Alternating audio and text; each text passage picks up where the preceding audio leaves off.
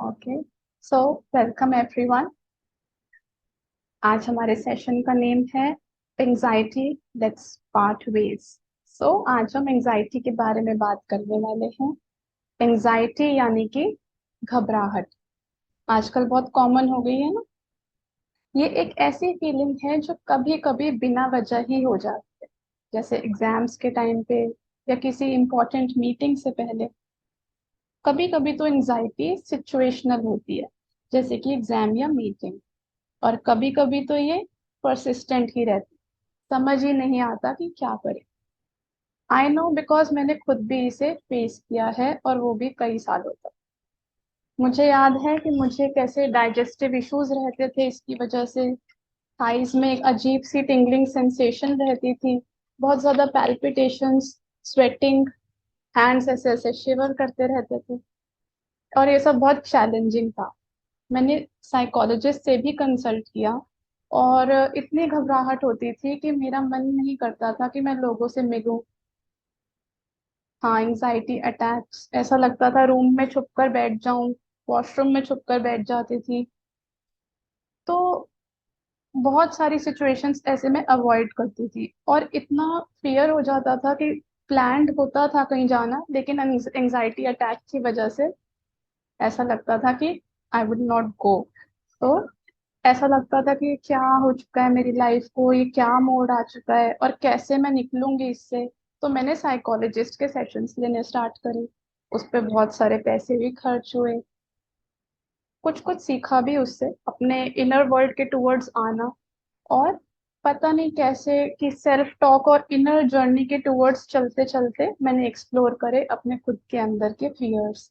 और तब जाकर समझ आया कि ये सारा कुछ एक नेगेटिव सेल्फ इमेज की वजह से होता है। और ये नेगेटिव सेल्फ इमेज हमारे आसपास की सोसाइटी द्वारा क्रिएटेड होती है, इतना कि हम अपनी ओरिजिनल इमेज को भूल ही जाते हैं। और फाइनली रिलीफ मिला मेडिटेशन और अपने आप को समझने से। मेडिटेशन ने मुझे पीस और क्लैरिटी दी, और सेल्फ इमेज पर काम करने से मुझे कॉन्फिडेंस मिला। आई एम श्योर आप में से कुछ लोगों को ऐसा कुछ ना कुछ कम या ज्यादा जरूर एक्सपीरियंस होता होगा, तभी आज हम सारे जुड़े हैं। तो आज के सेशन में हम एंजाइटी के बारे में और भी डिटेल में बात करेंगे। हमारे दो स्पीकर्स आज अपने एक्सपीरियंसेस और नॉलेज शेयर करेंगे। उम्मीद है कि आप सबको ये सेशन हेल्पफुल रहेगा, और आप अपनी लाइफ में भी कुछ चेंजेस ला सकेंगे। आपके जो भी क्वेश्चंस हैं वो एंड में लिए जाएंगे। तो चलिए शुरू करते हैं, और जान लेते हैं एंजाइटी के डिफरेंट एस्पेक्ट्स के बारे में। हम वेलकम करेंगे हमारे पहले स्पीकर को, जो कि एक रिनाउंड मोटिवेशनल स्पीकर हैं और मेडिटेशन कोच हैं। ये हमें अपने इंस्पिरेशनल कोट्स और प्रैक्टिकल इंसाइट से लोगों को एनकरेज करते हैं। इनका लक्ष्य है लोगों को खुद पर विश्वास करना सिखाना, और मेडिटेशन के थ्रू इनर पीस को पाना। आई थिंक हम सब उनको जानते हैं, तो बहुत ज्यादा इंट्रोडक्शन नहीं करेंगे। Let's welcome mister Hitesh. Hitesh, mister Brahma Kumar Hitesh. Good evening. Uh, thank you so much. Happy Friendship Day to all of you. और फ्रेंडशिप डे पर uh, वैसे तो हम मिलते हैं, लेकिन आज हम कुछ कुछ फ्रेंडशिप तोड़ने की बात कर रहे हैं। वो है एनजाइटी से अपनी फ्रेंडशिप हमेशा के लिए खत्म करने की। तो it was wonderful listening to you Jayati sister, कि आपने वो फेस किया और कैसे आप उससे बाहर आए। जो भी हमारी टूल्स मिलते हैं मेंटल हेल्थ को ठीक करने के लिए, और जब हम मेडिटेशन को उसके साथ क्लब कर लेते हैं, जब हम अपने साथ समय बिताना शुरू करते हैं, जब हम प्रॉपर अपने आप में सेल्फ अवेयर होते हैं, तो धीरे धीरे ये जो इनर जो भी वर्ल्ड में कॉन्फ्लिक्ट्स होते हैं, इमोशनल कॉन्फ्लिक्ट्स और या एनजाइटी होती है, तो हम उसे डील कर पाते हैं।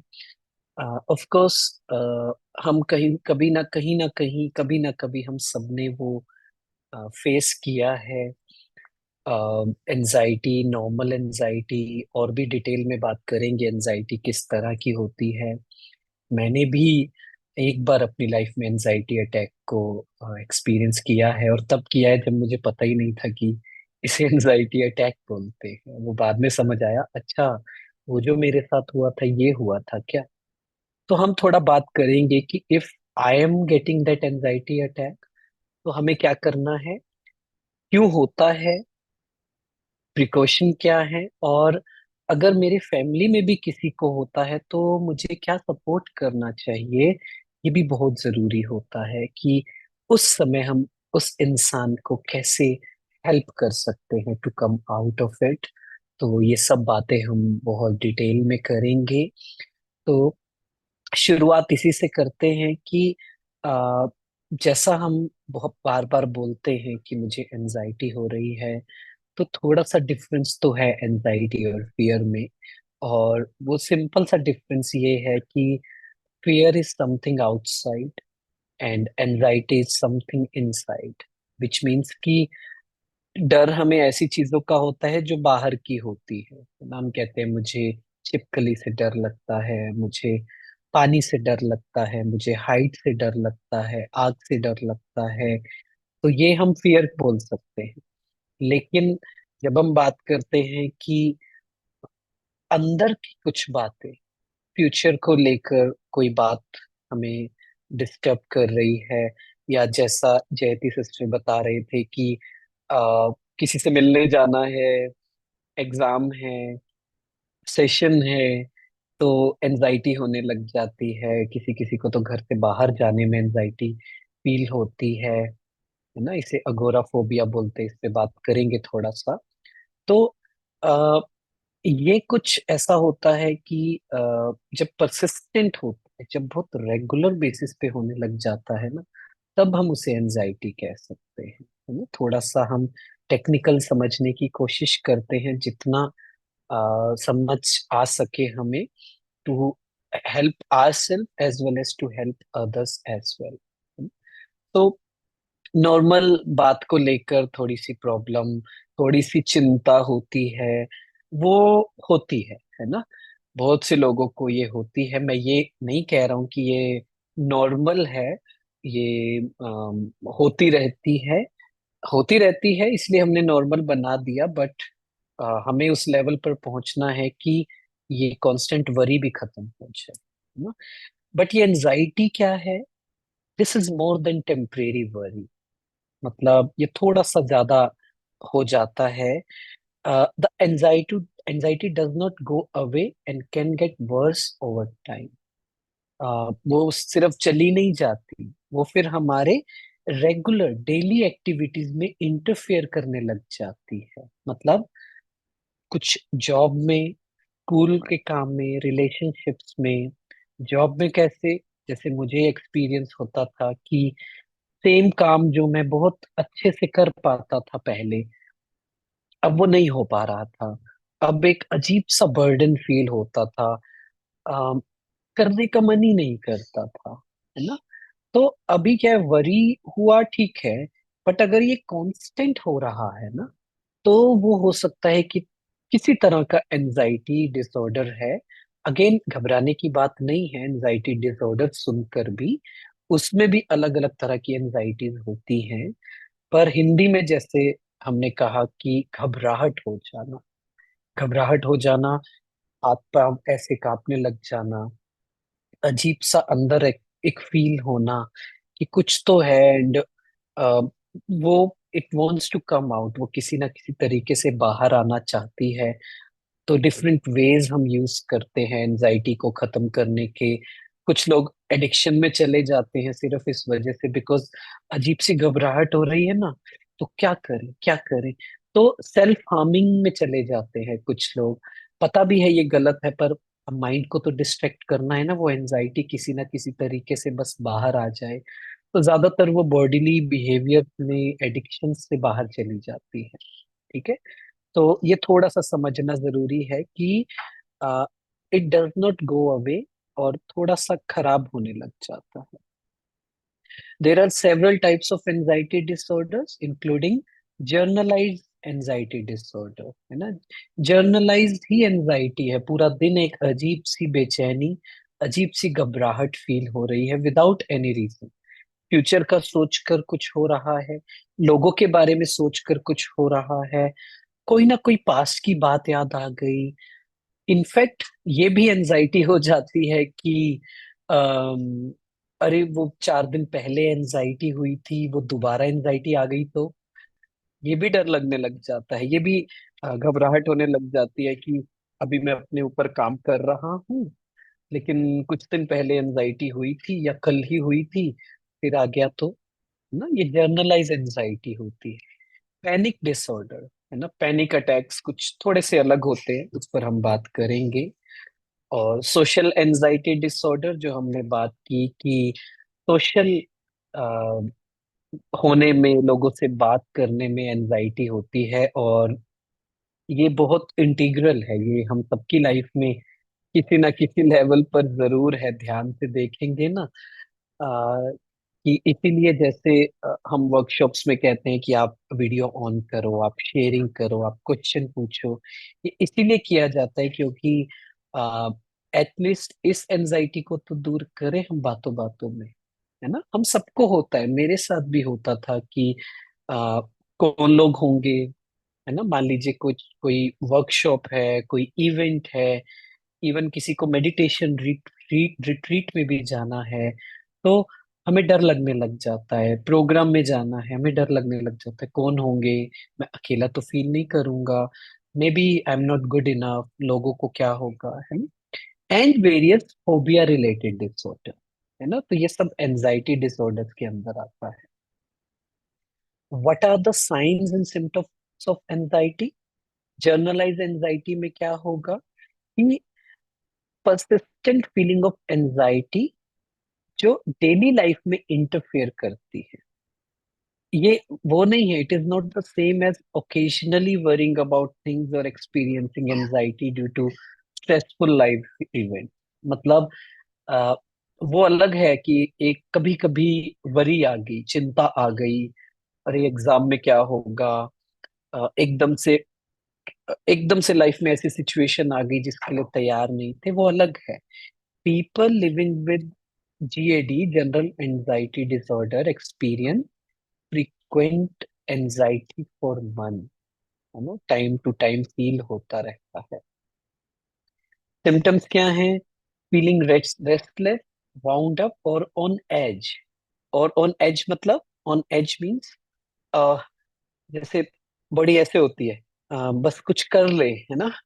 कुछ ना कुछ हाथ पैर ऐसे चलते रहते हैं, अजीब सी फीलिंग रहती है, अब समझ नहीं आता, आराम से बैठ नहीं पाते, कुछ ना कुछ इधर उधर जाने का मन करता है। इजिली फटीग, बहुत जल्दी थक जाते हैं, है ना। ये एनजाइटी की वजह से, बात पूरा दिन एनजाइटी रहने की वजह से।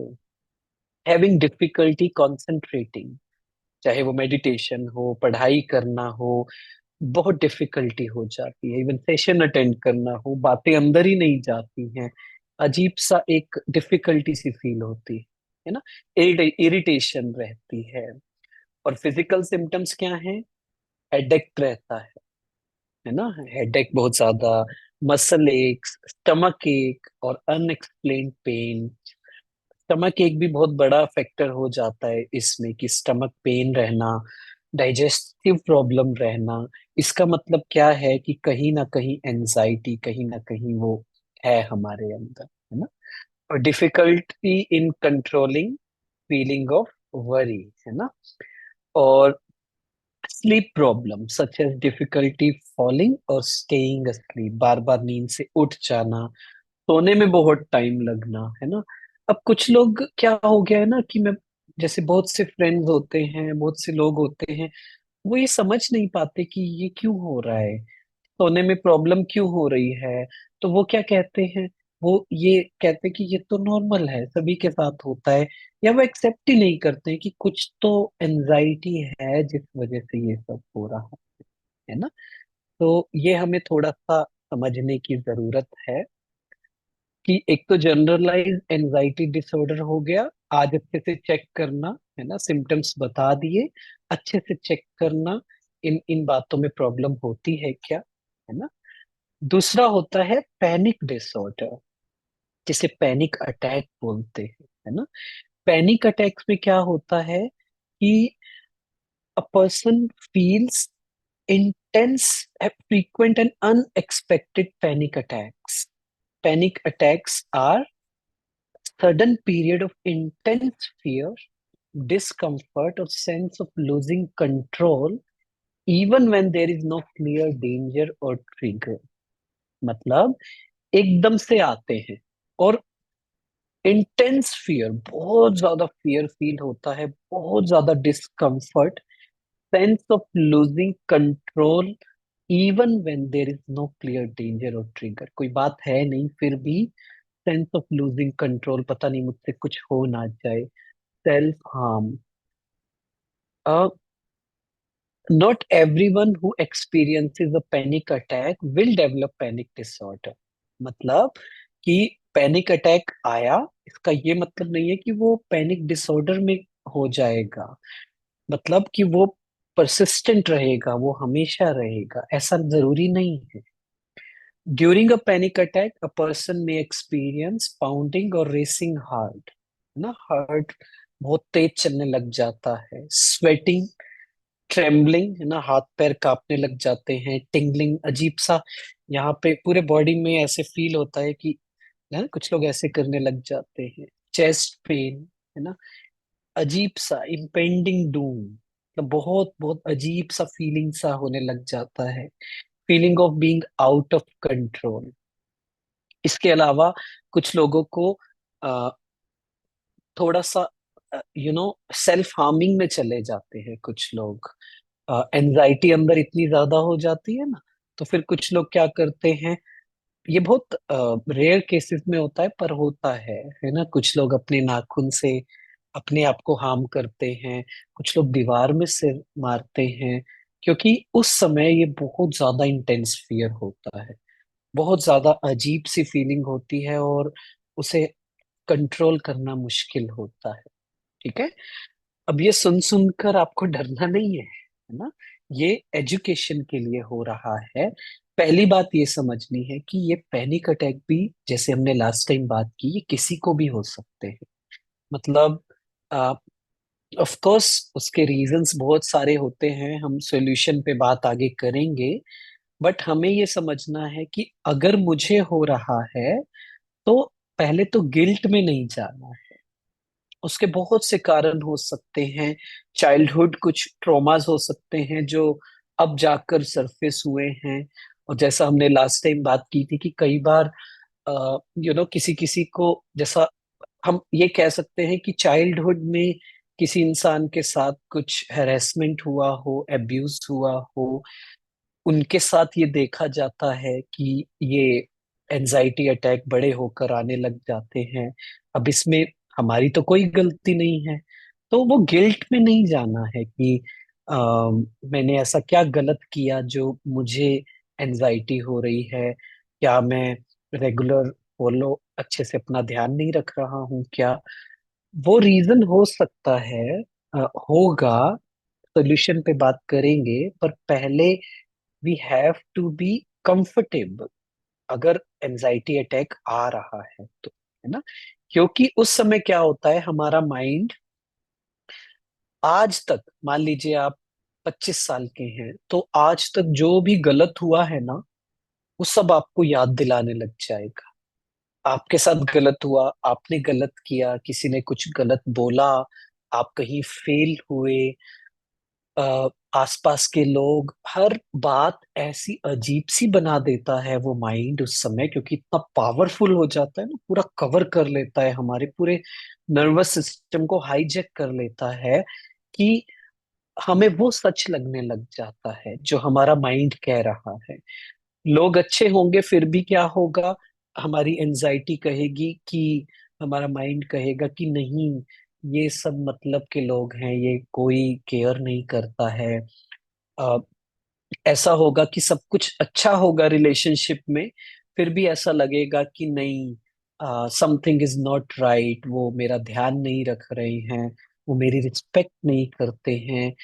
ये मैं आपको क्यों बता रहा हूँ, उस समय हमें इस बात को बहुत अच्छे से प्रैक्टिस करना है कि ये जो फेज आया है, ये जो पैनिक अटैक आया है, इसमें my mind is going to play with me. वो बहुत से इल्यूजन्स एंड डिल्यूजन्स क्रिएट करेगा। मतलब वो बहुत सी ऐसी बातें, सेल्फ हार्मिंग की बातें क्रिएट करेगा, वो दूसरों को हार्म करने की बात क्रिएट करेगा, वो अ, किसी एडिक्शन में जाने की थॉट क्रिएट करेगा, वो कहेगा कि सब छोड़ दो, कुछ नहीं रखा। इवन कुछ लोगों को यू नो एक्सट्रीम स्टेप उठाने के लिए माइंड इतना इतना ज्यादा आउट ऑफ कंट्रोल हो जाता है। None of that is true. हमें ये पहले से ही प्रैक्टिस करनी है कि इसमें से ना कुछ भी सच नहीं है, कुछ भी सच नहीं। ठीक है, ये बहुत जरूरी है समझना कि हाँ, ये जो एनजाइटी अटैक आया है, ये क्यों आया है? क्योंकि बहुत से सालों से कुछ मैंने फेस किया है और मैंने प्रॉपर हीलिंग नहीं समझी है, वुंड्स को हील नहीं किया है। ये सिर्फ इस वजह से आया है। When I will come out of it, जब इस फेज से, हो सकता है कुछ घंटों में वापस आ जाऊं, हो सकता है एक दिन लगे, 2 दिन लगे, उसमें मैं वापस आ जाऊं। ये एक्चुअली हम पर डिपेंड करता है काफी हद तक कि हम कितना जल्दी उससे बाहर आ जाएं। तो जैसे मैंने कहा ना, पहले ही प्रैक्टिस करेंगे ना, कि उस समय ये बार बार प्रैक्टिस करना कि मेरा माइंड कुछ भी खिचड़ी बनाएगा, वो गिल्ट फील करवाएगा, वो सेल्फ हार्मिंग थॉट्स क्रिएट करेगा, हार्मिंग अदर्स ये थॉट क्रिएट करेगा, कुछ भी सच नहीं है, मुझे मानना ही नहीं है। उस समय सिर्फ और सिर्फ एक चीज करनी है, just be little extra appreciative of yourself. अपने बारे में थोड़ा सा हल्का सा अच्छा सोचो। मतलब जो जो अच्छा किया है ना अभी तक, जो जो अच्छा हुआ है लाइफ में, जो जो आपकी अचीवमेंट्स हैं, जो जो आपकी क्वालिटीज हैं, आप अपने आप को याद दिलाओ। बस वही एक तरीका है। Don't B critical of yourself, ये बिल्कुल अच्छे से बांध लीजिए। वो समय अपने ऊपर क्रिटिकल होने का नहीं है। हाँ, जब वापस आएंगे तब रिफ्लेक्ट करेंगे, तब देखेंगे कि अच्छा अभी भी क्या कमी है जो ये अभी भी अटैक्स आ रहे हैं, और मुझे कहाँ हीलिंग करनी है, और मुझे अपने लाइफस्टाइल में क्या चेंजेस लाने हैं, और कितना मुझे अपने माइंड का, सोल का ध्यान रखना है। वो अलग है ना। लेकिन मुझे अभी क्या करना है, अभी जो I just have to go through it, grow through it. जो ये फेज आया है, be little extra love loving to yourself. ठीक है, ये बात जरूर नोट करनी है हमें।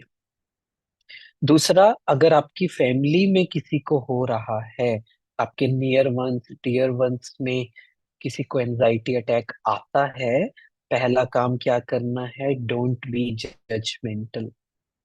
कुछ नहीं है, ये सब तुम्हारे अटेंशन सीकिंग के बहाने हैं। कुछ नहीं है, सब बढ़िया तो है, ऐसी एडवाइस नहीं देनी है उस समय। ठीक है। अ, उस समय सोल को प्यार चाहिए, एक्सेप्टेंस चाहिए, उस समय नॉलेज नहीं चाहिए। ये हमें अच्छे से समझना है। उस समय उन्हें बस एक ही चीज कहिए, उन्हें कहिए कि अच्छा आपको ऐसा फील हो रहा है, अच्छा मुझे बस ये बताइए कि मैं आपकी कैसे हेल्प कर सकता हूँ इस फेज से बाहर आने के लिए। बस इतना आप पूछ लेंगे ना, आप देखना वो इंसान थोड़े ही मिनट में ठीक हो जाएगा। है ना। बस आप वो मत कीजिए कि अरे ऐसे नहीं वैसे नहीं, उस समय नहीं। उस समय they need your acceptance, they need a support to come out of it.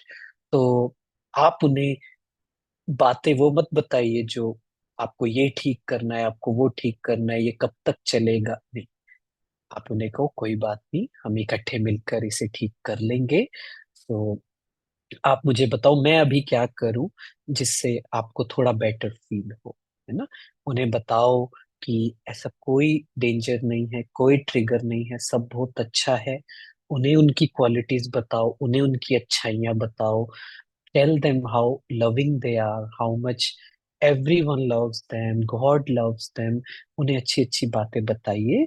थोड़ा इस बात को इकट्ठे फेस करके और इस फेस से बाहर रहिए। ठीक है। तो ये हमें अ, समझना है कि people with panic disorder often worry about when the next attack will happen। ये तो होता ही है ना, क्योंकि वो इतना इंटेंस होता है, इतना अजीब सा होता है कि डर लगने लग जाता है कि अगली बार आएगा तो मैं कैसे उसे फेस करूंगा, है ना। इसलिए क्या करते हैं, people will actively try to prevent future attacks by avoiding places, situation और behaviors they associate with panic attacks। फिर वो लोग कहते हैं कि अ, मुझे उन लोगों से नहीं मिलना, सिचुएशंस में नहीं जाना, या बिहेवियर उस इंसान को नहीं मिलना, नहीं देखना जिससे ट्रिगर हो सकता है ना।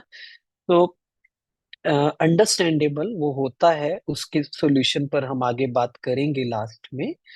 पर ये समझना है कि ये इसकी frequency several times a day और as rarely as a few times a year, ये दोनों हो सकती है। इसका कुछ कर नहीं सकते, है ना। इस पे हमने बात कर ली। इस पे आगे बात करेंगे। ओके। सो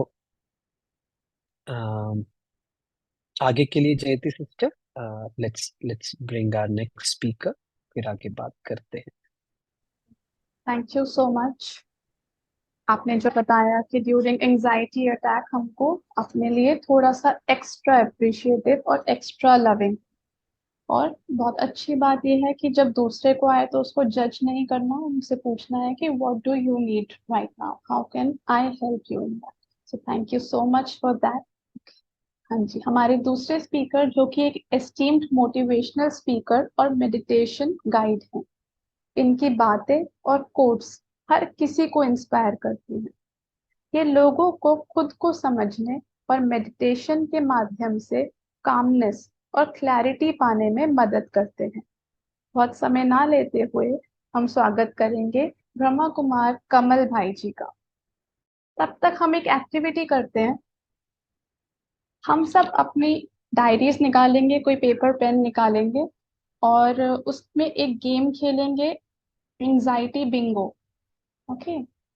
तो उस एंजाइटी बिंगो में आपने क्या करना है, अभी नहीं बाद में करेंगे, अभी तो हम सेशन सुनेंगे। आपने दिन भर में होने वाले अपने ट्रिगर्स को नोट करना है कि कौन सी सिचुएशन है जो मेरे अंदर एंजाइटी को क्रिएट कर रही है।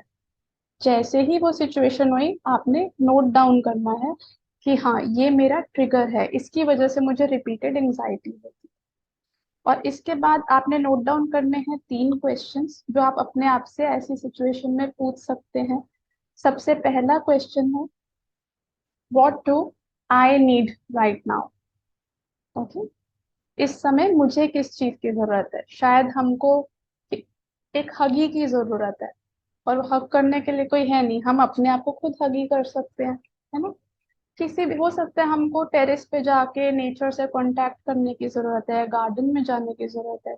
जिस चीज की हमको जरूरत है उस समय हमें अपने आप को वो चीज देनी है, किसी की वेट नहीं करनी। सेकंड चीज, तो फर्स्ट क्वेश्चन था what do I need right now, right now इस समय। सेकंड है, हाउ कैन आई काम my self down right now. Kameng techniques आपके पास कुछ होनी चाहिए, जैसे कि डीप ब्रीदिंग, किसी को योगा अच्छा लगता है, मेडिटेशन आती है तो वो करेंगे, या फिर नेचर से कांटेक्ट, सनलाइट से कांटेक्ट। हाउ कैन आई काम my self down right now. And third is, थोड़ा सा पॉजिटिव फील करने के लिए, what is this situation teaching me. ये क्या सिखाने आ रही है बात मुझे। ये 3 क्वेश्चंस हम अपने आप से पूछेंगे, अपने ट्रिगर्स नोट करेंगे, एंड आई एम श्योर ये आपको बहुत ज्यादा हेल्प करेंगे, क्योंकि मुझे भी बहुत हेल्प हुई थी इन चीजों से। अब हम वेलकम करते हैं हमारे स्पीकर मिस्टर कमल का। ओम शांति। Thank you very much. ओम शांति।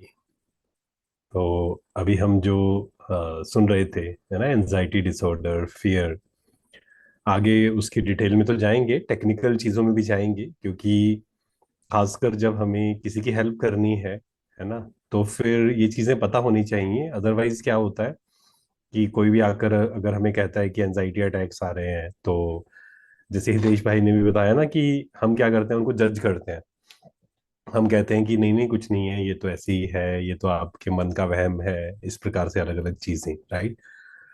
खासकर पहले हम इस एस्पेक्ट से समझते हैं कि मान लीजिए कि हमारे घर में जो लोग हैं, दोस्त हैं, अगर उनमें से किसी को एंजाइटी, हमें पता लगता है कि इनको पैनिक अटैक्स है या एंजाइटी अटैक्स है, और डिप्रेशन जो हमने पिछली बार भी समझा था, राइट, तो उनकी कैसे हेल्प करें, पहले वो समझते हैं। देन अगर मुझे लग रहा है कि मेरे अंदर वो चीज है, और जैसे कहा ना कि एंजाइटी डिसऑर्डर्स की जब हम बात कर रहे हैं, तो उसके वो अलग अलग लेवल्स हैं। जैसे एक होता है बिल्कुल सिंपल, कि जिसको पिछली बार हमने समझा था, जिसने पिछला सेशन अटेंड किया था, तो दो शब्द थे उसमें। एक था trait anxiety, second is state anxiety, है ना। तो स्टेट एंजाइटी क्या होती है कि मान लीजिए कोई सिचुएशन आई, मान लीजिए आपको 9 बजे पहुंचना है और आप 8:30 बजे चले, बट गाड़ी खराब हो गई या ट्रैफिक बहुत था, तो वो एंशियस हम होने लगे कि पहुंचेंगे नहीं पहुंचेंगे, राइट। तो अगर ये दिन में कभी कभी हो रहा है, हमें रिमूव तो इसको पूरी तरह से करना है, बट अगर कभी कभी हो रहा है तो उसको हम एक्चुअल में मेंटल डिसऑर्डर नहीं बोलेंगे, है ना। उसको हमें उस पर काम जरूर करना है, क्योंकि अगर मैंने उस पर काम नहीं किया तो धीरे धीरे क्या होगा, वो चीज इंक्रीज होगी। क्योंकि आध्यात्मिकता में जिसने सबने कोर्स किया होगा, नहीं तो आने वाले समय में कोर्स भी शुरू होगा, या आप सेंटर पे भी जाके कर सकते हैं। तो उसमें एक चीज आपने समझी होगी जिसने कोर्स किया होगा, कि आत्मा की 3 शक्तियां हैं, मन बुद्धि संस्कार।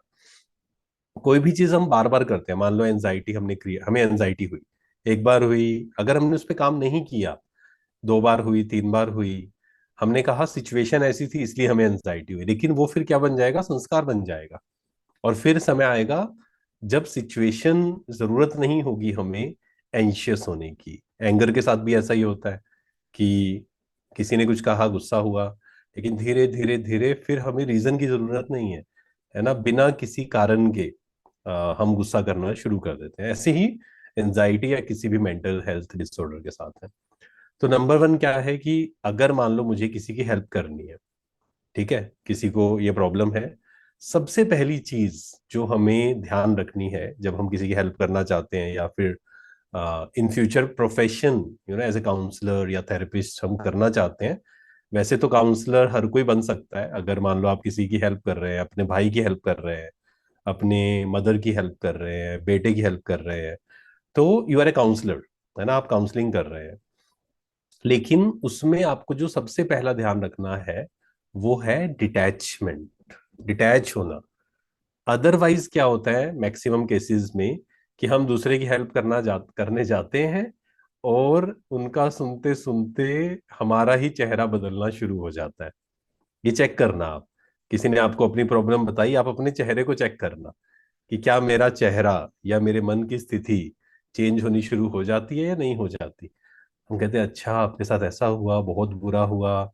हम खुद ही एंजाइटी या फिर वो जो टेंशन वो क्रिएट करना शुरू कर देते हैं। सबसे पहली चीज जो ध्यान रखनी है कि मुझे डिटैच, कि वो अपनी प्रॉब्लम बता रहा है, मुझे जज नहीं करना है उसको, है ना। अभी सुना ना, non judgemental, this is very very important. वो बता रहा है सामने वाला अपनी प्रॉब्लम, सुनिए पहले आराम से। आर्ट ऑफ लिसनिंग, काउंसलिंग में गुड काउंसलर के जो हम कहें ट्रेट्स कहें, तो वो कौन से हैं, लिसनिंग, जिसको बोलते हैं एक्टिव लिसनिंग। एक्टिव लिसनिंग क्या होता है कि जब कोई अपनी प्रॉब्लम बता रहा है, पहली चीज मोबाइल हमारा साइड पे होना चाहिए। नहीं तो कई बार क्या होता है कि मोबाइल देखते देखते कुछ और काम करते करते हम कहते हैं हाँ बोलो बोलो कोई बात नहीं, लेकिन वो एक्टिव लिसनिंग नहीं है। सामने वाले को एक्सेप्टेंस फील नहीं हो रही है, उसको लग रहा है कि ये व्यक्ति डिसइंटरेस्टेड है, ये मेरी बात सुनना ही नहीं चाहता है, राइट। तो डिटैच होना है, प्लस ध्यान से सुनिए उसकी प्रॉब्लम। और इस बात इसको एम्पथेटिक हम बोलते हैं, एम्पथी होना। पहले मैं वो बता देता हूँ। स्टेट एंड ट्रेट एंजाइटी जो थी ना, स्टेट एंजाइटी तो हमने समझा जो कभी कभी होती है। ट्रेट एंजाइटी मीन्स जब हमारा वो संस्कार बन जाता है, मतलब बिना किसी कारण के सुबह उठे एंशियस फील कर रहे हैं, किसी का फोन आ रहा है, हमें एंजाइटी हो रही है, पता नहीं क्या, क्यों फोन आ रहा है इसका, इस समय क्यों फोन आ रहा है, या रिंग बजी, घर की रिंग बजी तो ऐसा होना शुरू हो जाता है, राइट। तो वो क्या है, बिना किसी कारण के, means we don't need triggers anxiety feel करने के लिए, उसको हम ट्रेट एंजाइटी बोल देते हैं। तो अगर मुझे काउंसलिंग करनी है, सबसे पहली चीज क्या करनी है, मुझे डिटैच होना है। वो अपनी प्रॉब्लम बता रहा है, वो उसके साथ हो रहा है, चाहे वो बच्चा है मेरा, चाहे वो बेटा है, चाहे वो भाई है, चाहे वो दोस्त है, कोई भी है, वो उसकी प्रॉब्लम है।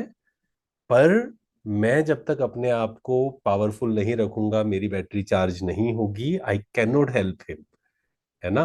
एम्पैथी का मतलब ये नहीं है कि दूसरा अपना दुख की बातें सुना रहा है मैं भी दुखी हो जाऊं, नहीं, इसका मतलब ये नहीं। मुझे स्ट्रांग रहना है।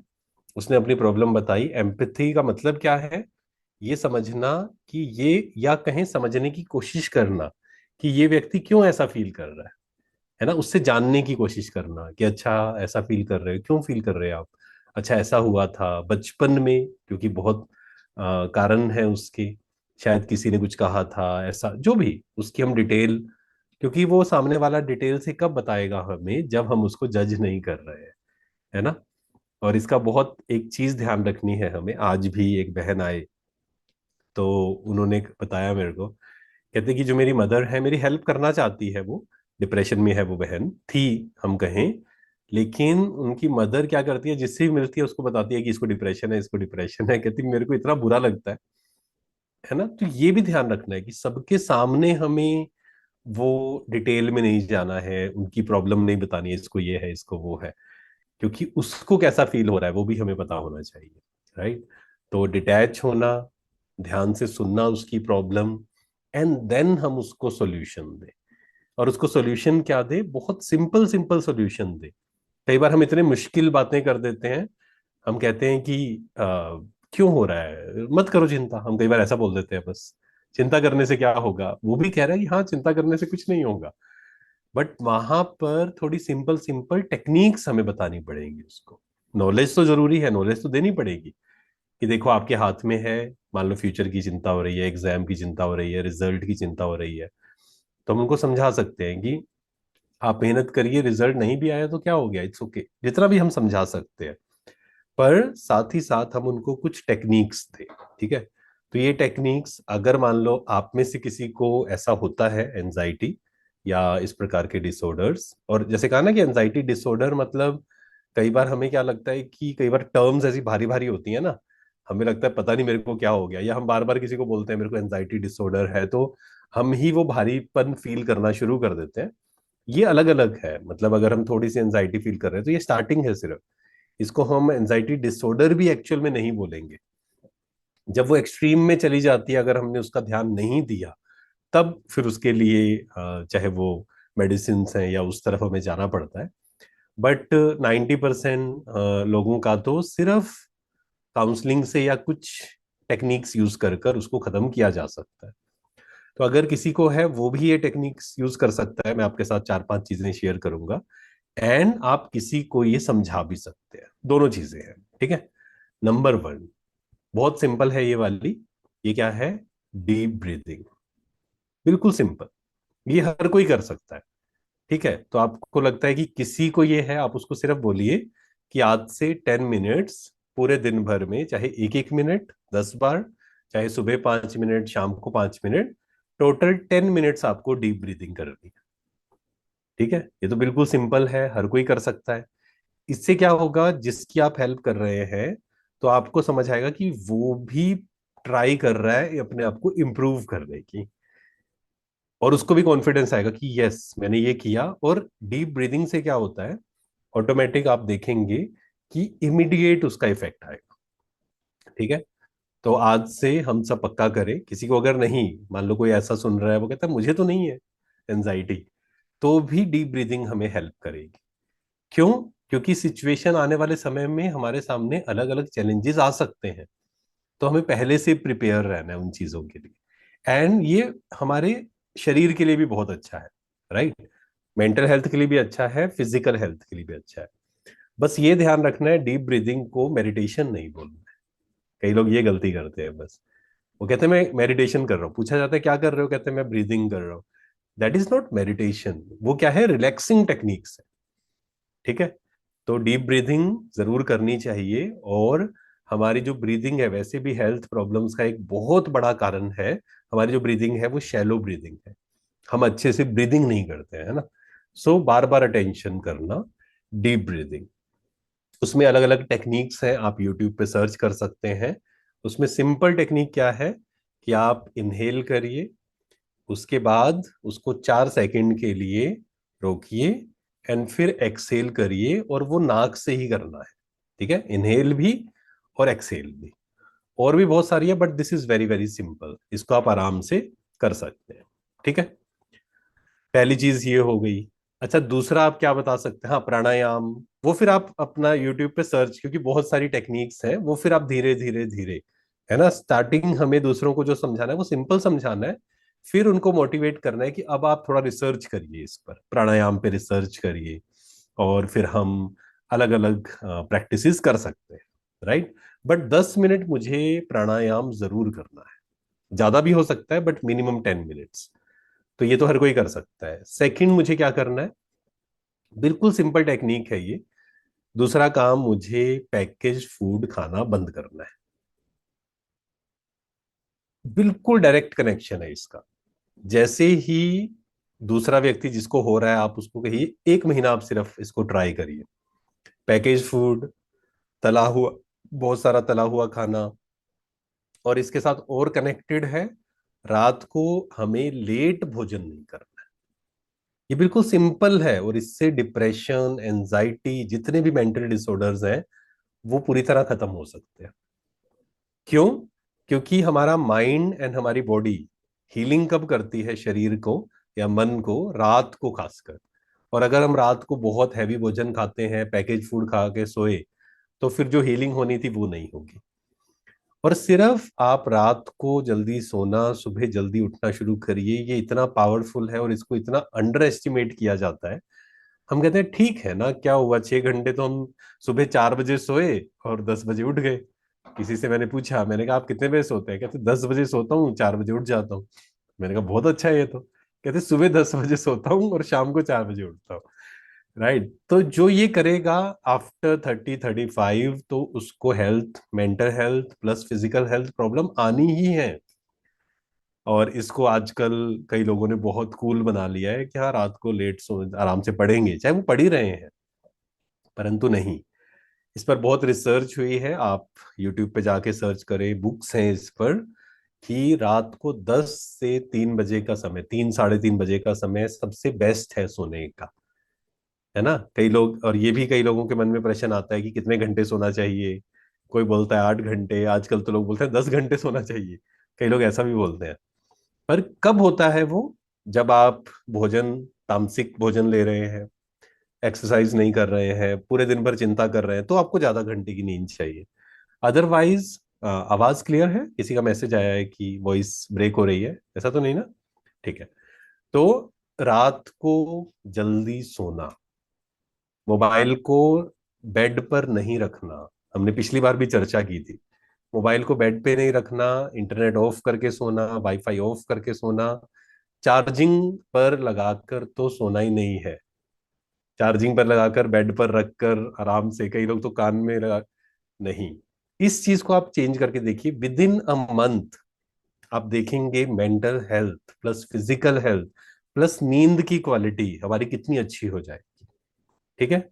और भोजन कब लेना है? कम से कम 2 घंटे पहले। आप ये करिए कि 7 बजे से पहले जो भी आपको खाना है खाइए। जो भी खाना है मीन्स ऐसा नहीं कि जो भी खाना है मीन, मतलब वो सात्विक भोजन। पैकेज फूड तो लेना ही नहीं है। और इसको एक बार कोशिश करेंगे, मेहनत करेंगे, धीरे धीरे आपका 1 महीने के बाद आप देखेंगे कि फिर मन ही नहीं करेगा। हाँ, किसी का या फ्लाइट मोड में रख सकते हैं, लेकिन बेड पे मत रखें तो अच्छा है, थोड़ा सा दूर रहे। ताकि हमारी रीच से थोड़ा सा दूर रहे वो चीज, है ना। अलार्म के लिए हम अलार्म खरीद सकते हैं, और वो अच्छा रहेगा। ठीक है, ये सिंपल सी दो चीजें हो गई, या तीन चीजें हो गई हम कहे। पहला क्या था, डीप ब्रीथिंग, प्राणायाम फर्स्ट हो गया। सेकंड हो गया, रात को मुझे जल्दी सोना है, मोबाइल को साइड पे रख के इंटरनेट वाईफाई ऑफ करके ही सोना है। तीसरा हो गया भोजन, कि मुझे भोजन जो है वो पहले लेना है थोड़ा, एंड मुझे पैकेज फूड नहीं लेना है। ठीक है, इसको पक्का कर ले। आप देखेंगे ये तीन चीजें करते ही मेंटल हेल्थ धीरे धीरे अपने आप सही होनी शुरू हो जाएगी। फोर्थ फोर्थ पे क्या आता है, इसको टेक्निकल टर्म में हम बोलते हैं कॉग्निटिव रिस्ट्रक्चरिंग। कॉग्निटिव रिस्ट्रक्चरिंग, इसमें क्या होता है, कॉग्निटिव मतलब क्या होता है, जैसे आपने सुना होगा ना सीबीटी, काउंसलिंग थेरेपी की जब हम बात करते हैं, कॉग्निटिव बिहेवियरल थेरेपी, है ना। काउंसलिंग में भी अगर हम बिल्कुल शॉर्ट में समझें, कि काउंसलिंग में भी एक होता है cognitive, second is behavioural. Cognitive क्या होता है, which is internal, which is related to mind. Behavioural क्या होता है, which is related to actions. तो पहले क्या हुआ कि सिर्फ कॉग्निटिव पे काम करते थे, धीरे धीरे आया कि सिर्फ अंदर का चेंज नहीं करना है, बाहर का भी चेंज करना है। तो थेरेपी आई बिहेवियरल थेरेपी, उन्होंने कहा सिर्फ एक्शंस पे काम करना है। बाद में फिर समझ में आया कि अंदर भी काम करना है और बिहेवियर पे भी काम करना है, दोनों पे काम करना पड़ेगा। सिर्फ सुपरफिशियल लेवल से नहीं होगा, थॉट्स को भी चेंज करना पड़ेगा। तो उसमें क्या करना है, कॉग्निटिव रिस्ट्रक्चरिंग में आपको अगर प्रॉब्लम है या किसी को प्रॉब्लम है, आप क्या करिए, पेन पेपर लेकर बैठना, जो भी अंदर चल रहा है उसको लिखना, एंड उसको रीफ्रेम करना, है ना, रीस्ट्रक्चर करना अपनी थिंकिंग को।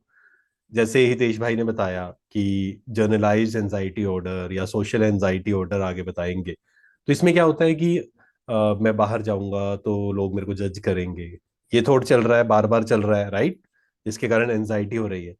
अब क्या करना है, I need to change this thought, मुझे इस थॉट को चेंज करना है, कि मैं बाहर जाऊंगा लोग मुझे जज नहीं करेंगे, सब बिजी हैं अपने कामों में। लोग ऐसे नहीं बैठे हैं कि हाँ ये व्यक्ति सामने आएगा और मेरे को पेन पेपर लेकर बैठे हैं, कि अच्छा पहले मैं इसकी हाइट देखूंगा, फिर इसका कलर देखूंगा, ये कैसे चल रहा है कैसे नहीं चल रहा है।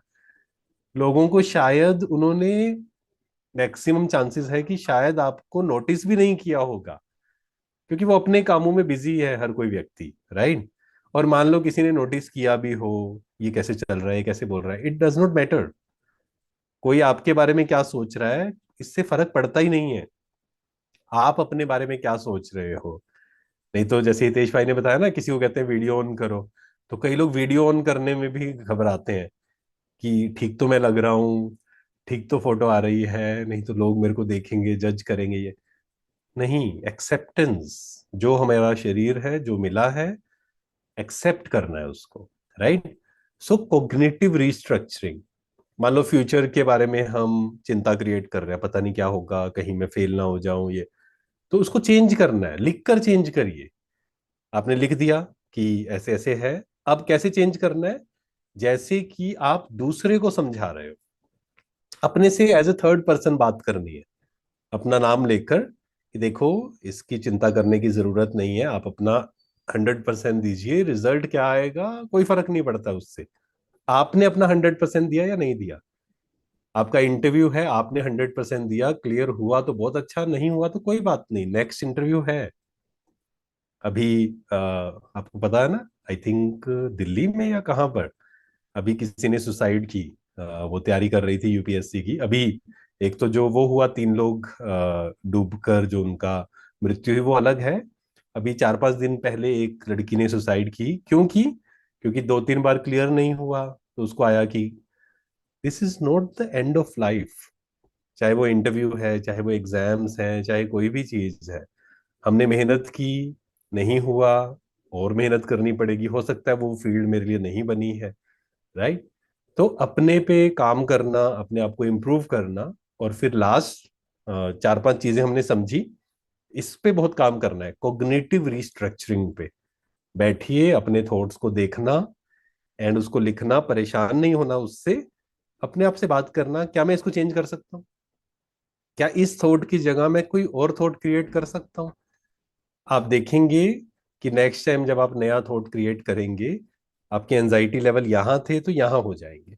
धीरे धीरे धीरे धीरे 5 10 20 बार आपने किया, और है ना, इसको बोलते हैं एक्सपोजर थेरेपी।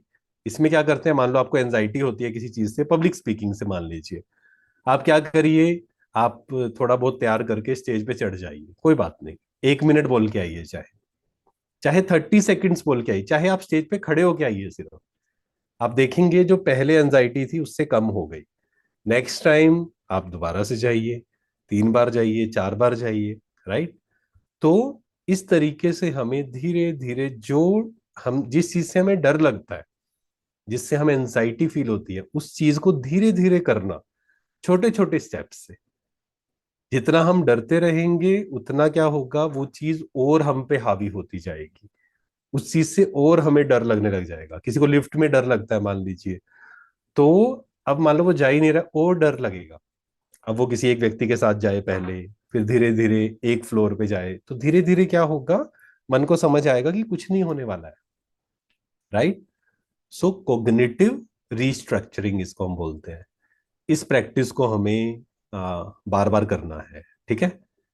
और एक और लास्ट है जिस पे हमें बहुत काम करना है, वो है हर दिन, जिसको भी लो सेल्फ एस्टीम है, जिसको एंजाइटी होती है, जिसको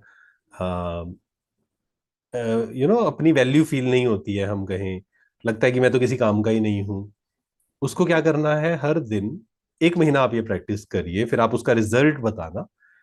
हर दिन 5 मिनट ये प्रैक्टिस करनी है, दिन में एक बार, कोई भी समय हो सकता है वो, लेकिन एक बार ये 5 मिनट के लिए प्रैक्टिस करनी है। वो क्या है, राइट डाउन योर 3 स्ट्रेंथ्स। अपनी 3 स्ट्रेंथ्स लिखना कि मेरे अंदर क्या स्ट्रेंथ है। नहीं तो क्या होता है, ज्यादातर हमारा फोकस किस पे होता है, मेरे अंदर कमियां क्या है। तो राइट डाउन योर 3 स्ट्रेंथ, अपनी 3 स्ट्रेंथ को लिखना कि मेरे अंदर कॉन्फिडेंस है या नहीं, जो भी आपको लगता है कि ये स्ट्रेंथ है मेरे अंदर। इसके साथ आप एक और काम कर सकते हैं कि अपनी कोई भी एक वीकनेस लिखना। वीकनेस सारी नहीं लिखनी है, नहीं तो परेशान हो जाएंगे कि इतनी वीकनेस है हमारे अंदर।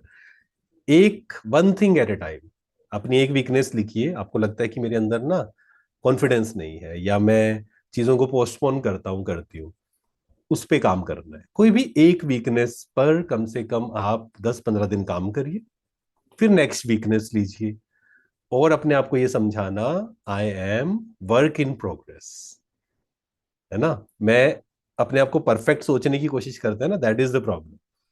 कोई यहां पर है, कोई यहां पर है, कोई यहां पर है, हर कोई अपने आप को इम्प्रूव कर रहा है। और आध्यात्मिकता का मतलब ही क्या होता है, be the best version of your self, अपना बेस्ट वर्जन बनना। और बेस्ट वर्जन बनने के लिए क्या करना पड़ेगा, आज मैं यहां हूं तो मुझे थोड़ा सा आगे बढ़ना पड़ेगा, थोड़ा सा इंप्रूव करना पड़ेगा। तो अपनी स्ट्रेंथ्स को लिखना, इस प्रैक्टिस को रोज करिए। कोई भी एक वीकनेस, उस पर काम करिए। दुखी नहीं होना है मेरे अंदर ये कमियां, ये कमियां, ये कमियां, और बैठ जाते हैं लोग कई, नहीं, इंप्रूव करना। This is the ultimate solution to fight any mental disorder. कोई भी मेंटल डिसऑर्डर है, नाम आप अलग अलग ले सकते हैं, आजकल तो इतनी टर्म्स बना दिए हैं, इतने, उसको सुनकर ही डॉक्टर कहता है आपको ये है, तो लगता है पता नहीं क्या है मुझे। बट एक्चुअल में जो प्रॉब्लम है ना, वो क्या है, कि या तो लाइफस्टाइल की प्रॉब्लम है, या तो हम गलत खा रहे हैं, ज्यादा मोबाइल देख रहे हैं, रात को लेट सो रहे हैं, ब्रीदिंग, डीप ब्रीदिंग नहीं कर रहे हैं, मेडिटेशन नहीं कर रहे हैं, अपनी स्ट्रेंथ को बार बार नहीं देख रहे हैं, right. This is the only problem. तो इन चीजों पे हमें काम करना है। आप देखेंगे कि जो मेंटल हेल्थ है वो भी अच्छी होनी शुरू हो जाएगी। और अगर किसी की मेडिसिन भी चल रही हैं, धीरे धीरे धीरे वो भी खत्म होना शुरू हो जाएगा, राइट। तो ये प्रैक्टिस आप करिए। तो जो भी एंजाइटी है, और एक तो था ना कि बार बार होती है, लेकिन अगर मान लीजिए धीरे धीरे कभी कभी हो रही है, धीरे धीरे हमें उस पे भी काम करना है, उसको भी इग्नोर नहीं करना है। नहीं तो हम गलती क्या करते हैं, हम कहते हैं ठीक है ना, इतना तो चलता है। वो जो इतना है, वो इतना ही फिर, जैसे एक टर्म कही जाती है आध्यात्मिकता में, अंश का ही वंश बनता है, राइट। अंश माना छोटी सी, वो अंश जो है ना, उसी का वंश बन जाता है, फिर वो बड़ा हो जाता है, बीज से ही पेड़ आता है। तो हमें वो बीज को भी खत्म करना है। ठीक है। Thank you so much. ओम शांति। Thank you so much Kamal भैया। आपने बताया कि हमको डीप ब्रीदिंग प्रैक्टिस करनी है, पैकेज्ड फूड नहीं खाना है 7 बजे से पहले, और सोने से कम 2 घंटे पहले हम अपना खाना फिनिश कर लें। रेडिएशंस को रात को बंद कर कर सोएं, कॉग्निटिव रीस्ट्रक्चरिंग करें अपनी, और साथ ही साथ अपने 3 स्ट्रेंथ्स लिखें, एक वीकनेस लिखें, अपने थॉट्स को चेंज करें और अपने आप को रिमाइंड कराएं that I am a work in progress. Thank you so much. अब हम लेंगे हमारे क्वेश्चंस। तो पहला क्वेश्चन हम पूछते हैं कि हम ओवर थिंकिंग क्यों करते हैं। मिस्टर हितेश, आप बताएंगे कि हम ओवर थिंकिंग क्यों करते हैं, और उसमें हम अटक इतना जाते हैं कि ये एक हैबिट बन जाती है। तो हम इस ओवर थिंकिंग की हैबिट से कैसे निकलें। राइट, ओवर थिंकिंग तो इट्स लाइक अ हॉबी हो गई है आजकल सभी की, कि हर कोई ओवर थिंकिंग तो जरूर करता है।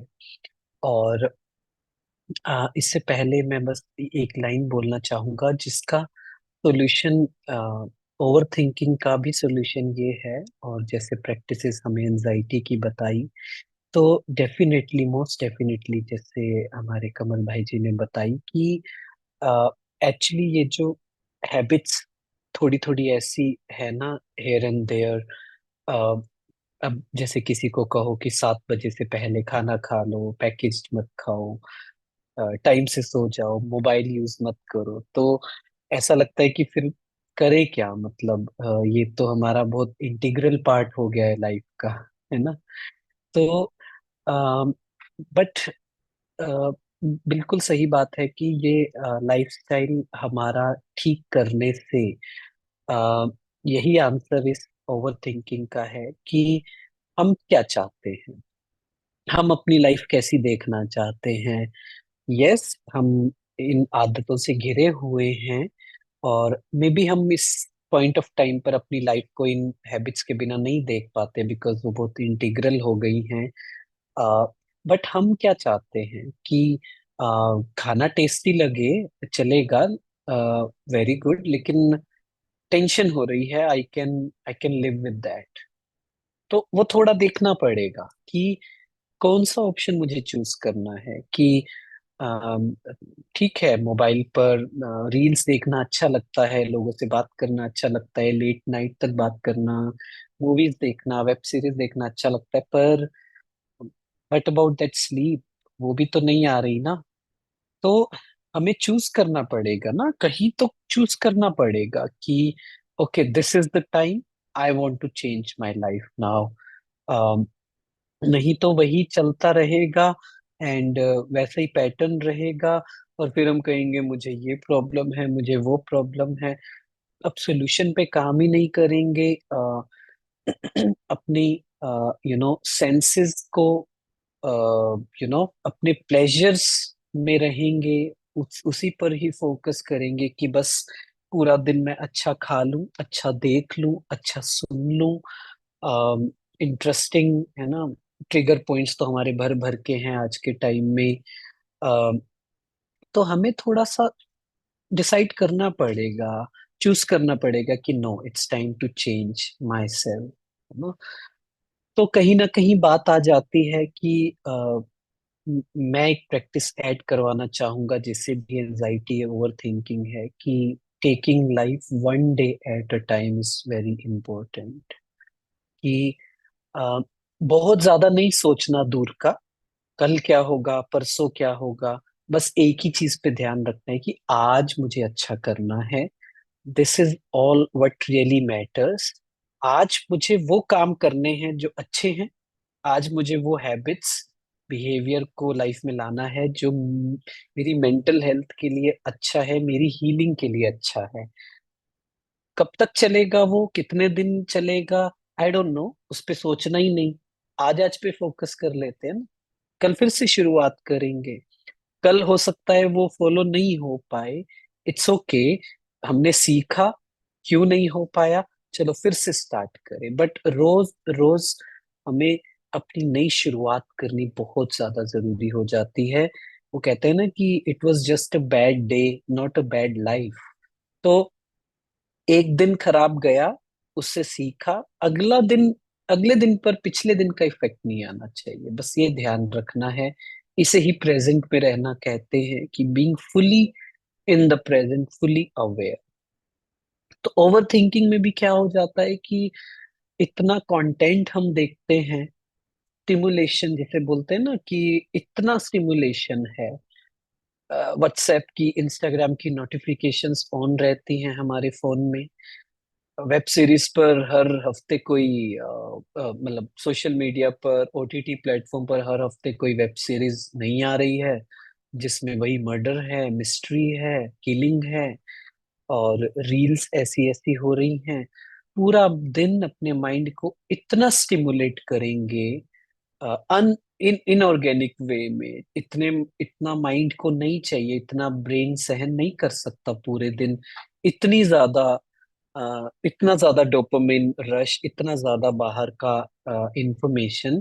तो क्या होगा, फिर वो बर्नआउट हो जाएगा। इतनी बातें सुनी हैं, अब रात को वही तो चलेंगी, पूरा दिन वही तो चलेंगी जो इतना इतना सुन लिया। इसलिए ओवर थिंकिंग होती है। दूसरा, वही कि हमें पास्ट में और फ्यूचर में रहने की बहुत आदत है। हमारे माइंड को प्रॉब्लम्स बार बार याद करने की बड़ी उसे बड़ा मजा आता है, कि बार बार प्रॉब्लम्स याद करें, पेन को याद करें, एग्जेजरेट करके खुद को बताएं, दूसरों को बताएं। तो उस वजह से हमारी थॉट प्रोसेस, हमारा न्यूरोप्लास्टिसिटी ही ऐसा हो गया है कि हम बार बार कंट्रोल ही नहीं कर पाते, और वो ओवर थिंकिंग मोड में जाता रहता है। इसलिए प्रेजेंट में रहना, और वही जैसे बहुत सिंपल प्रैक्टिसेस बताई हैं, पर जैसे दुनिया में बोलते हैं ना, बहुत क्लीशे है, पर यही सच है ना, कि अपने धीरे धीरे, आपको लगता है कि आप रात को 2 बजे सो रहे हैं, तो आज 10 बजे नहीं सोना है।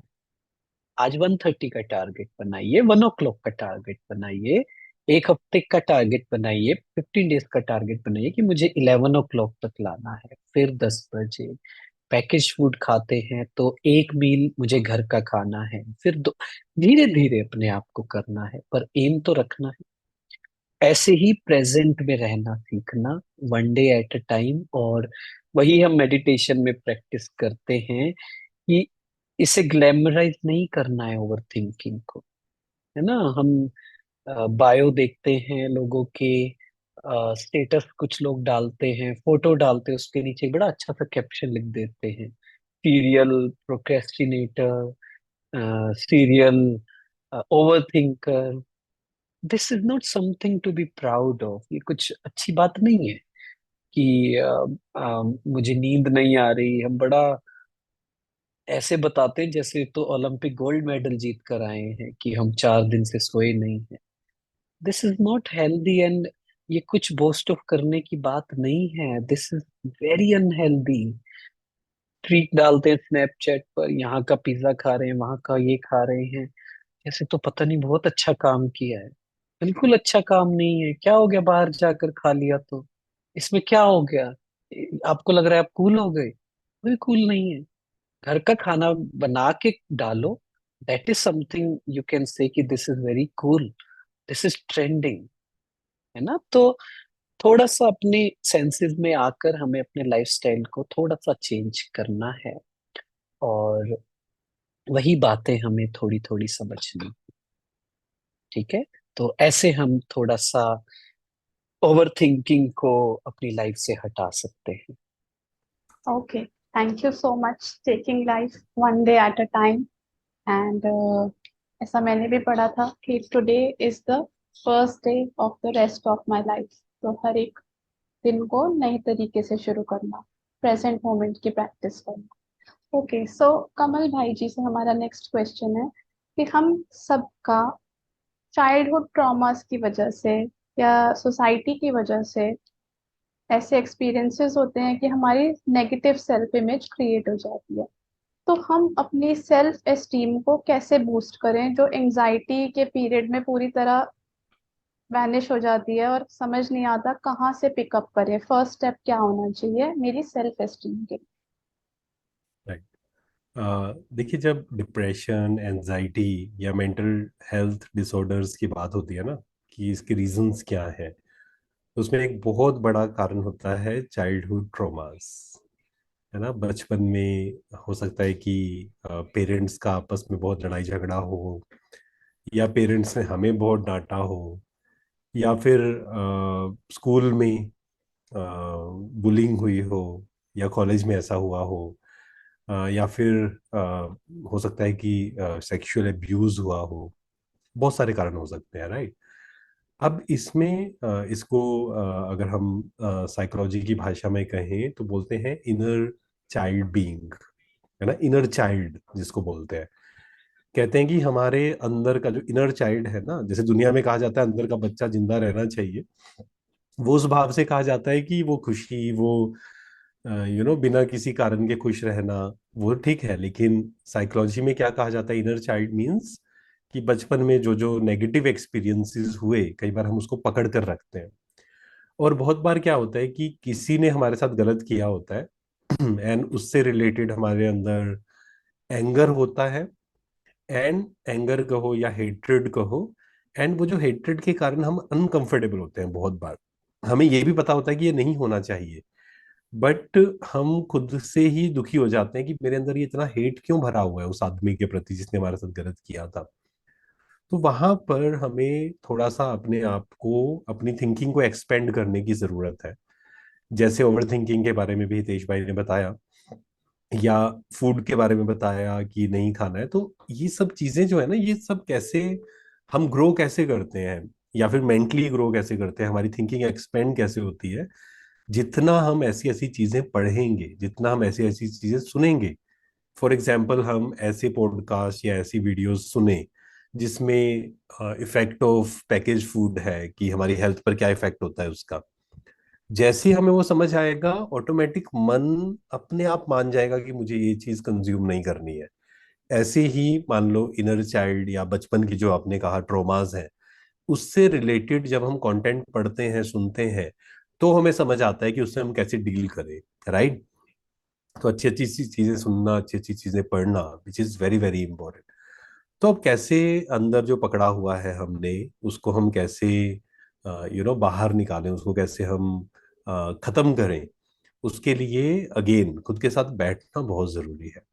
खुद के साथ बैठें एंड ये समझाएं अपने आप को कि अगर मान लो पेरेंट्स ने मेरे को अच्छे से डील नहीं किया, या पेरेंट्स से मुझे एक्सेप्टेंस नहीं मिली, क्यों नहीं मिली।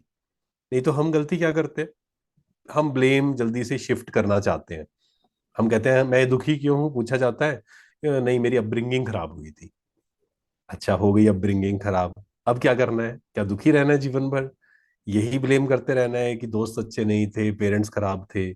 जैसे ही कई लोग मिलते हैं, कि जैसे मैंने भी इंजीनियरिंग की, तो पहले मैं भी यही बोलता था, कोई कहता था कि ये क्यों किया, मैं बोला, पता नहीं पेरेंट्स ने सही गाइड नहीं किया।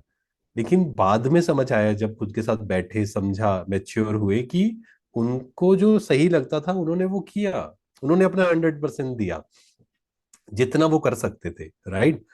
हर व्यक्ति जितना वो कर सकता है, जितनी उसकी कैपेसिटी है, उसके अकॉर्डिंग वो कर रहा है। सही गलत वो डिबेटेबल है, लेकिन जिसकी जो कैपेसिटी है वैसे कर रहा है वो। तो बचपन में मान लो वो आपस में लड़ाई करते थे, हम पे गुस्से से बात करते थे, हमको नेगेटिव बोलते रहते थे, क्यों? क्योंकि उनके साथ ऐसा हुआ था, या उनको समझ नहीं थी कैसे अब बच्चों को बड़ा करना है, रेज करना है, उनको वो नॉलेज नहीं मिली। तो अब मुझे समझ आ गई ये चीज, तो उनको भी एक्सेप्ट करना है हमें कि ठीक है, वो अपनी जगह सही थे। अच्छा, बच्चों ने स्कूल में बुलिंग की, मान लीजिए हमें गलत बोला, नेगेटिव बोला, छोटा दिखाया, टीचर्स ने वो किया, वो उनको जितनी समझ थी उन्होंने उसके अकॉर्डिंग किया। तो उनको एक्सेप्ट करते जाना है। फॉरगिवनेस बहुत बड़ी बात है, उनको फॉरगिव करना, उनको स्वीकार करना। एंड फिर अब मैं क्या कर सकता हूँ, अब मैं अपने आप को कैसे इंप्रूव करूं। पहले तो जो भी पास्ट के मेरे संस्कार है, उसको छोड़कर आगे बढ़ना है हमें। उसके लिए क्या कर सकते हैं, बैठें and I think network connection थोड़ा खराब है वहां से, है ना? हम्म। या so let us give him some time, and I agree कि अपने पास्ट को हटाना बहुत जरूरी होता है। ये पास्ट ही हमारे ऑब्स्टेकल क्रिएट करता है कि आज तक तो हुआ नहीं, अभी तक तो हुआ नहीं, मैं तो ऐसा ही हूँ, मैं तो ऐसी ही हूँ, अब चेंज कैसे होगा? बहुत मुश्किल है चेंज करना। आज तक तो मैंने सब कुछ ट्राई करके देख लिया, मेरी तो लाइफ ही ऐसी है। फिर हम अपने पास को इतना एनर्जी देते हैं ना, तो it gets very difficult to see yourself as a new person. अपनी नई आदतों को देखना मुश्किल हो जाता है, कि अपनी नई आइडेंटिटी क्रिएट करना बड़ा मुश्किल हो जाता है, because we are too attached to our past. इसलिए बहुत जरूरी होता है, जब हम one day at a time की बात कर रहे हैं, प्रेजेंट की बात कर रहे हैं, अपने आप को चेंज करने की बात कर रहे हैं, अपनी सेल्फ एस्टीम को बढ़ाने की बात कर रहे हैं, तो पास्ट को लेट को करना पड़ेगा। कि ठीक है, मुझ में कमियां थी पास्ट में, बट वही बात, आज today I can do the things which are important. मतलब कि आज मैं वो कर सकता हूँ जो सही है, मेरी मेंटल हेल्थ के लिए सही है। आज मैं अपनी क्वालिटीज जो नहीं भी है, आज मैं उसे लाइफ में ला सकता हूँ। पास्ट में जो हुआ छोड़ देते हैं। Again it's not that easy, past बार बार वापस आएगा, पर सोल्यूशन यही है कि बार बार अपने आप को कहना पड़ेगा कि नहीं, जो भी था जो भी था वो सही नहीं है, आज मुझे ठीक करना। Right.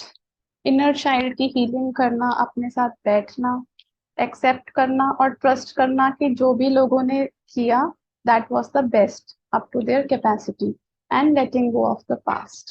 Thank you so much. I think ये दोनों क्वेश्चंस में काफी आंसर्स कवर हो गए हैं। फिर भी अगर किसी के क्वेश्चंस हैं तो वो हमसे शेयर कर सकते हैं। And I would like to thank everyone for coming today, joining today. जाने से पहले कुछ चीजें शेयर करेंगे। गूगल से आप कुछ लिस्ट ऑफ एफर्मेशंस निकाल सकते हैं जो कि एंजाइटी के लिए होते हैं, जैसे कि all is well in my world, I can do this, everything is okay, I am feeling relaxed, I am safe. और इस तरह की एफर्मेशंस हम तब प्रैक्टिस करें जब कामनेस है, स्पेशली मॉर्निंग टाइम में, जब सिचुएशन नहीं है, हमारा ट्रिगर अभी एक्टिवेट नहीं हुआ है। कुछ लोग चाहें तो क्रिएटिविटी के मीडियम से भी इसको लेट आउट कर सकते हैं, जैसे कि painting, drawing, photography, craft, poetry, music, कुछ भी करके। इसके अलावा हम करेंगे जर्नलिंग, डेली रिफ्लेक्ट करेंगे कि आज मेरे ट्रिगर्स क्या थे, उनके पैटर्न्स आइडेंटिफाई करेंगे, उनकी कोपिंग स्ट्रैटेजीज डेवलप करेंगे, डीप ब्रीदिंग के थ्रू, एफर्मेशंस के थ्रू। और हम जो एक चीज मुझे हेल्प करी थी वो थी सेफ प्लेस विजुअलाइजेशन। जैसे मैं इमेजिन करती थी कोई ऐसी सेफ प्लेस, क्योंकि हमें एंजाइटी के ड्यूरिंग लगता है कि मैं कहीं भी सेफ नहीं हूँ, सब जगह एक डर लगता है। तो मैं अपनी एक सेफ प्लेस विजुअलाइज करती थी, जैसे कि एक बीच पर मैं हूँ, अकेली हूँ, और वहां पे अपनी ही एक इमेज क्रिएट करती थी कि मेरी ही जैसी कोई और है, और उससे मैं अपनी सारी बातें शेयर कर रही हूँ। तो इस तरह की विजुअलाइजेशन में हम बहुत ज्यादा कॉन्फिडेंट फील करने लगते हैं और अपनी सारी बातें अंदर की हमारी निकल जाती हैं। और एक लास्ट चीज ये कि जब भी हम बोलें कि हमको एंजाइटी हो रही है, तो ऐसे नहीं बोले कि मुझे पार्टी में जाना है, मुझे मीटिंग में जाना है, लेकिन मुझे बहुत एंजाइटी हो रही है। हम इस स्टेटमेंट को रिवर्स कर दें, मुझे एंजाइटी हो रही है लेकिन मुझे फिर भी पार्टी में जाना है।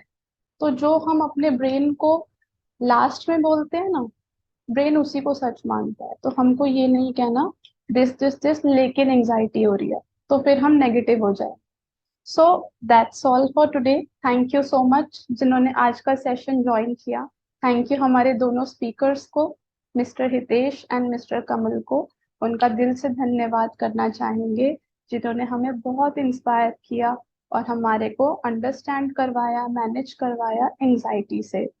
और आप सब अकेले नहीं हैं, हम सब इस जर्नी में टुगेदर हैं। एंड कोई क्वेश्चंस है तो शेयर कीजिए। एंड डेफिनेटली मेडिटेशन सीखिए। Everyone have a peaceful and mindful night.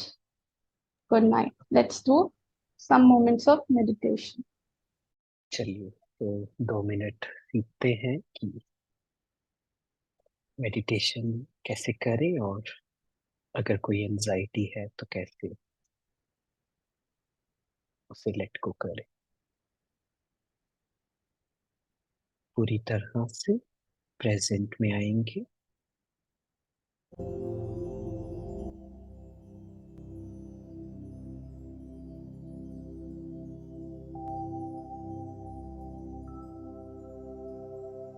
No past, no future. कल क्या हुआ था, कल क्या होगा, इन सब बातों से दूर, बातों से अलग। बस मेरा ध्यान अपने ऊपर, सेंटर ऑफ फोरहेड। एक लाइट, एक ग्लो मेरे अंदर, जो बहुत शांत है, बहुत क्लीन एनर्जी है मेरी।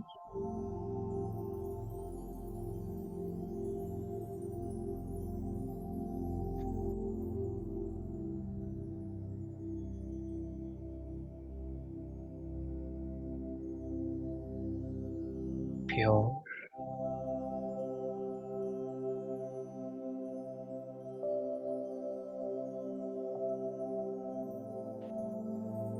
Piece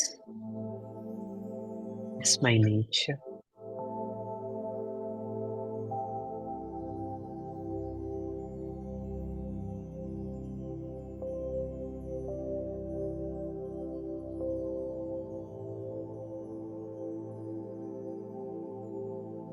piece is my strength.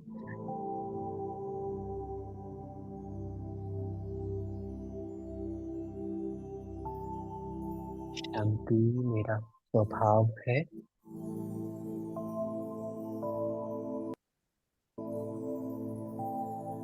Piece is my super power.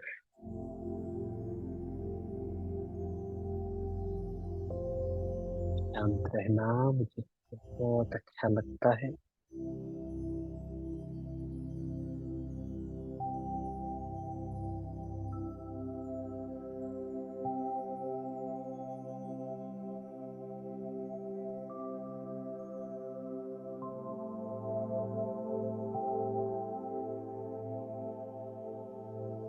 पूरा यूनिवर्स, पूरे यूनिवर्स की शांति मेरे अंदर है।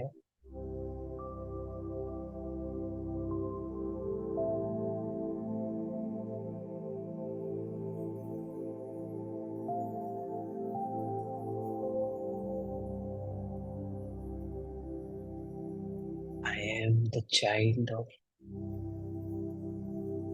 ocean of peace. God,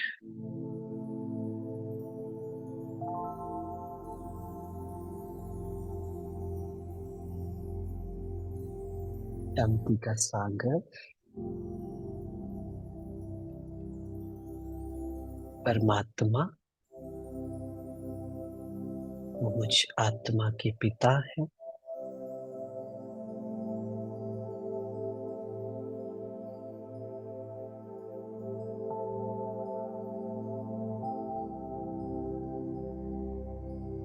और मैं बिल्कुल क्लीन प्योर एनर्जी हूँ।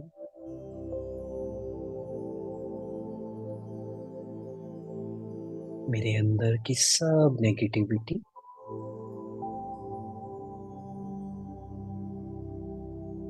दूर हो रही है, खत्म हो रही है।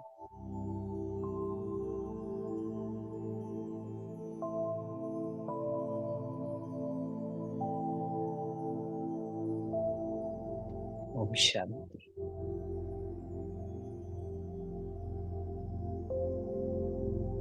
Thank you so much everyone. Good night. ओम शांति।